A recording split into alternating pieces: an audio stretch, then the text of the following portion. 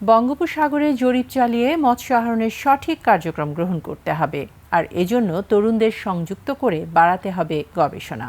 সোমবার রাজধানী চীন মৈত্রী আন্তর্জাতিক সম্মেলন কেন্দ্রে জাতীয় মৎস্য সপ্তাহের উদ্বোধনী অনুষ্ঠানে প্রধান উপদেষ্টা ডক্টর মোহাম্মদ ইউনূস এসব কথা বলেন।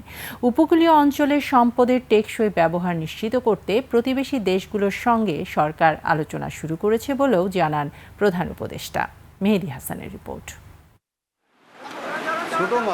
বাংলাদেশে বছরে মাছের চাহিদা ৪৬ লাখ মেট্রিক টনেরও বেশি। চাহিদার প্রায় সবটাই দেশে উৎপাদন হওয়ায় মৎস্যে বাংলাদেশকে স্বয়ংসম্পূর্ণ বলা যায়। তবে মিঠা পানির মাছ উৎপাদনে বাংলাদেশ এগিয়ে থাকলেও পিছিয়ে নোনা পানি তথা সামুদ্রিক মাছ উৎপাদনে। এমন পরিস্থিতিতে মৎস্য সপ্তাহ ২০২৫ উদযাপন করছে সরকার।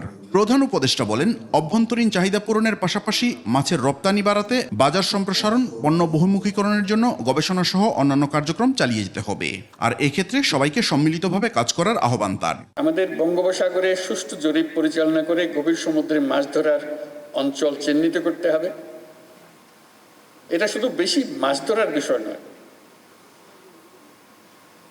এটা একটা ইন্ডাস্ট্রি গড়ে তোলার বিষয়। এটা শুধু আমরা খাবো তা না, পৃথিবীর অন্যান্য মানুষের দেশ আমাদের এই মাছ খাবে।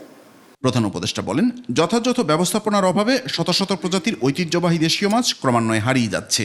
এগুলো রক্ষায় উদ্যোগ নিতে হবে। ময়মনসিংহে অবস্থিত বাংলাদেশ মৎস্য গবেষণা ইনস্টিটিউটে লাইভ জিন ব্যাংক স্থাপন করা হয়েছে।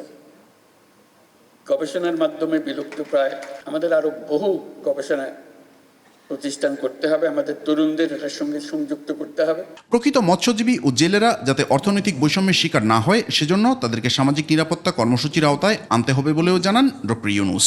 বাংলাদেশের প্রতি প্রকৃতি অত্যন্ত সদয়। মেহেদী হাসান, ২১ টেলিভিশন, ঢাকা।